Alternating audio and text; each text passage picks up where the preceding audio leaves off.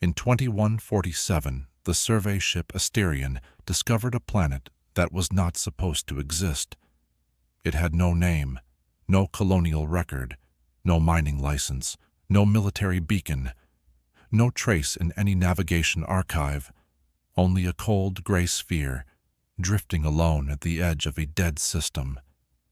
At first, we thought it was just another abandoned rock, a failed planet, a place no one had ever needed. Then the scanners found the cities, thousands of them, buried in dust, broken by time, stretching across the surface like the bones of something too large to bury. No lights, no movement, no signal, only ruins. Captain Mara Voss ordered a full descent. No one objected.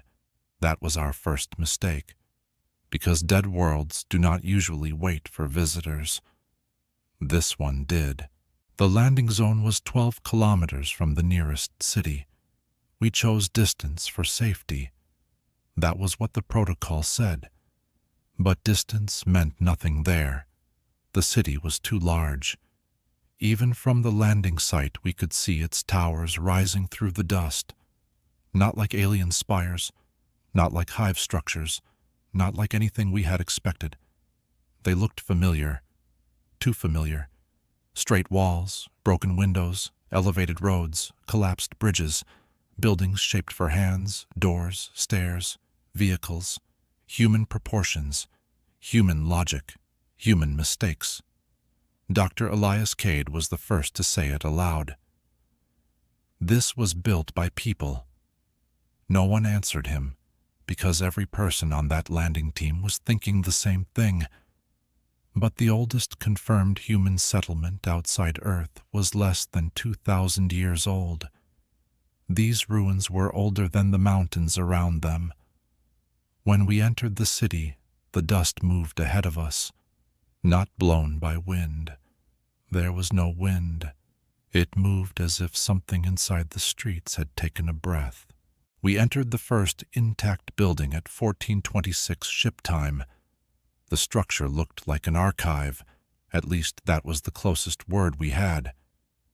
There were no chairs, no machines, no doors inside, only walls, endless walls. Every surface was covered with names, not symbols, not alien writing, names, human names. Some were written in languages we recognized: English, Mandarin, Arabic, Russian, Hindi, Spanish. Others used alphabets that did not exist in any historical database, but they were still human. Dr. Cade scanned the nearest wall. The dating result failed 3 times. On the 4th attempt, the system gave us an estimate: 2.8 million years. No one spoke after that. Then Lieutenant Serravail found her own name. Not similar, not close, exact. Serravail, born 2119, assigned to the Asterion survey mission, presumed returned. She stared at it for almost a minute. Then she said something I will never forget. It says returned. Not dead, not missing, returned. That was when the building lights came on. They were not electric. They were not powered by heat, current, or radiation. The walls simply began to glow, and from somewhere deep inside the building, a voice said, "Welcome back." Captain Voss ordered us to leave, but the exit had changed. The hallway we had used to enter was gone. In its place was a stairway descending into darkness. No one remembered seeing it before. The captain told us not to go down. Then our ship called. At least we thought it was our ship. The signal came through our helmets with perfect clarity, but the voice was wrong. It was the ship's communication officer, Enzo Mar. Only Enzo was standing beside me, alive, breathing, listening to his own voice speak from orbit. The voice said, "Do not return to the Asterion. You already did." Then the signal ended. Captain Voss looked at Enzo. Enzo looked at the stairway, and we all understood that the planet was not just showing us ruins, It was showing us consequences. We descended. The stairway went deeper than any building should. The temperature dropped with every level. The walls changed from stone to something smoother, gray, dense, almost like bone. At the bottom we found the archive. Not shelves, not books, not data cores. The archive was a chamber full of black pillars, each one taller than a ship engine. When we approached them, images began to appear inside the stone. Earth, not the Earth we knew. Earth without cities. Earth with different continents. Earth under a red sky. Earth covered in oceans. Earth burning. Then we saw ships leaving it. Human ships, millions of years before humanity was supposed to reach the stars. Dr. Cade whispered, "This is impossible." The archive answered him, "No, it has happened before." The archive did not speak like a machine. It did not explain. It remembered. Images appeared around us, a civilization rising from Earth long before recorded history.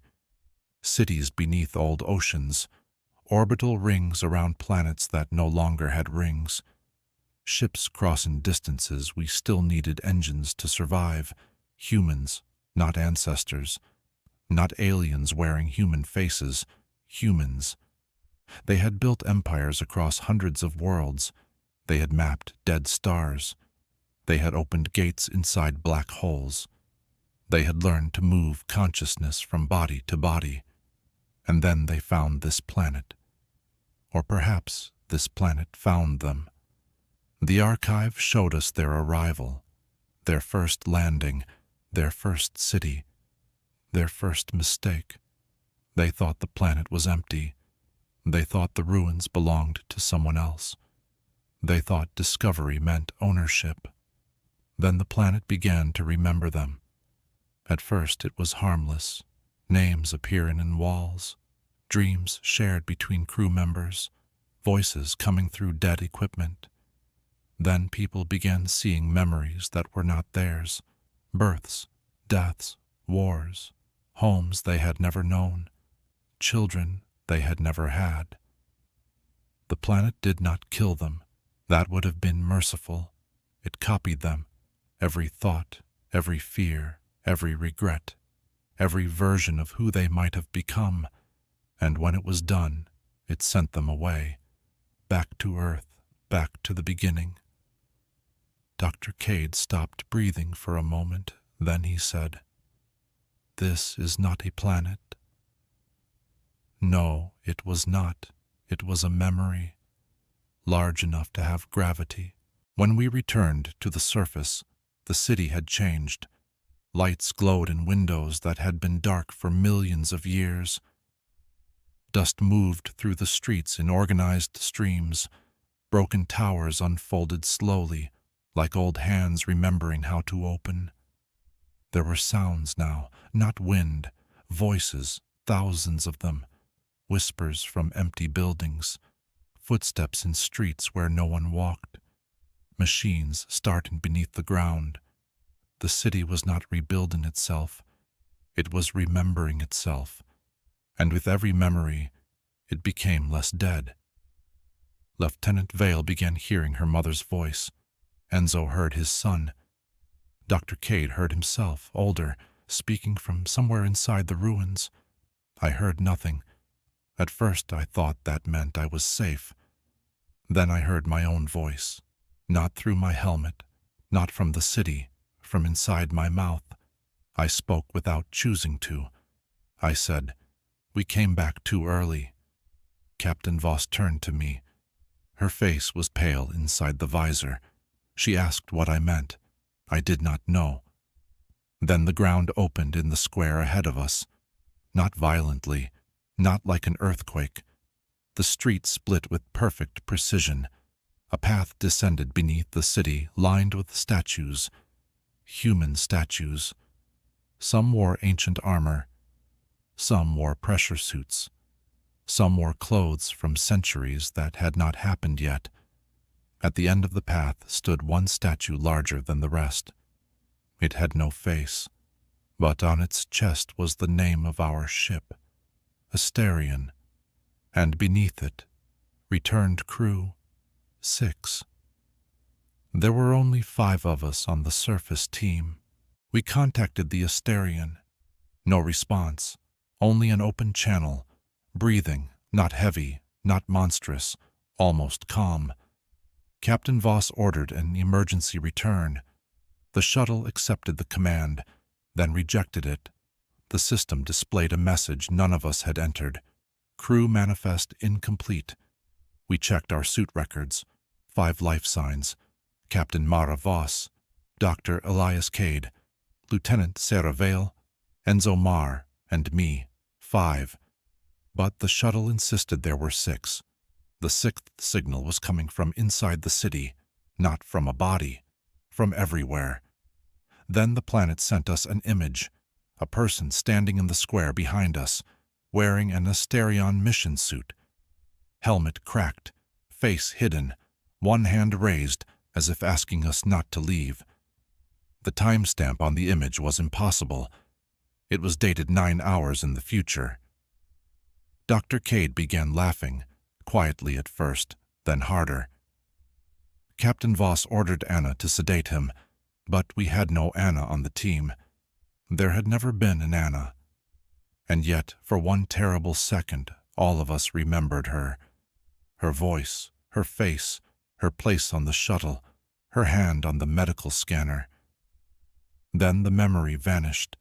Only Dr. Cade remembered enough to scream. He said the planet was not adding things, it was restoring them. Versions of us that had already been here, versions we had not lived yet, versions that had never been allowed to die. Then the 6th life sign appeared on all our monitors. Name, Anna Cole. Status, returned. We ran. There is no professional way to say it, no heroic version, no calm report. We ran through the dead city while it woke around us. Buildings opened, windows lit. Doors appeared where walls had been. Voices followed us from the ruins. Some begged us to stay.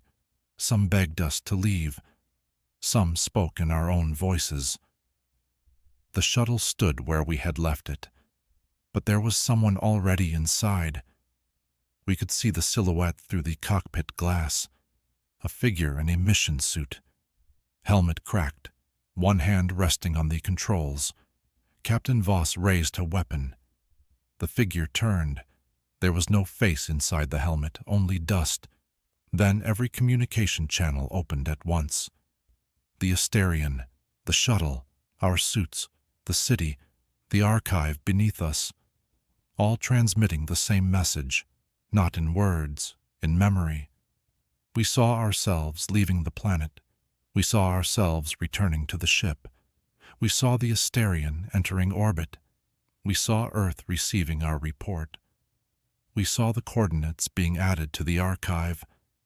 We saw another expedition launched, then another, then another. Every time the planet remembered more. Every time humanity came closer to understanding. Every time we returned. Captain Voss made the only decision left. She destroyed the shuttle transmitter. For 3 seconds, the voices stopped. Then the planet spoke through her, calmly, with her voice. You cannot keep a memory buried. This is the final transmission of the Asterion surface team. If this message reaches Earth, delete the coordinates. Do not send rescue. Do not send researchers. Do not send soldiers. Do not listen if the signal uses your name. And if you ever find a gray planet at the edge of a dead system, with cities shaped like ours and doors made for human hands, turn away, because it is not waiting to be discovered. It is waiting to remember you.